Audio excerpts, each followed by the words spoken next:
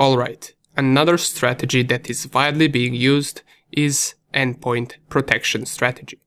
Now, since we already covered and learned the endpoint protection, you can assume what this strategy is all about. It simply focuses on protecting various endpoint devices and securing them the most, since these devices are the ones holding the important data.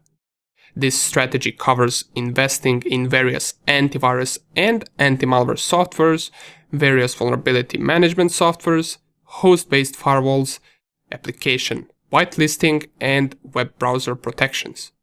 All of this can be done in layers for additional security. Now, as with every other strategy, this one has its pros and cons. Logically, we have a non-secure device being targeted. It's much more likely that it will not get compromised if we have various endpoint protection solutions running on that device, since those antivirus and endpoint protection softwares would be able to detect and prevent attack taking place. Whether that being a vulnerability exploitation or social engineering phishing attack, it doesn't matter, these softwares are made to stop that. But that is not always the case. See, all of these softwares that you use to protect yourself and that you count on every single day is also something that a black hat hacker can download and run on their own machine. This allows them to test their programs and their Trojans as much as they want against these endpoint security softwares and try to bypass them. Another thing that makes it easier for them is that there are many types of malicious softwares out there. As we learned before, there are ransomwares, Trojans, rootkits, and many other which can make it harder for an antivirus software to be able to detect every single one of them. Then the attacker, as we said, tests multiple malicious programs against the antivirus software, and in case one or more of them manage to bypass it and not get detected, then the attacker can use that malware to target devices that are running this specific endpoint protection software, because it won't be able to protect them at all.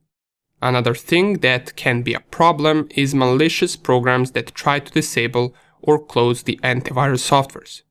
That's why antivirus softwares usually should have higher privileges so things like this don't happen. Besides these, there are other problems with just using this strategy, such as present vulnerabilities in these protection solutions that could also lead to compromise. Also, choosing a good one is always important, since many of them can have late patches, which leads to you being open to a certain vulnerability even after it's discovered. These protection softwares rely on a person installing it on their device, which is also something that many people don't do. And also there is big variety of vulnerabilities out there, and we mentioned it's rather hard to protect against all of them. And besides this, we also have many of different choices when it comes to using an endpoint protection software, so someone who doesn't know much about security or these softwares in general might not always choose the best one. Okay, so that would be the main idea behind this strategy.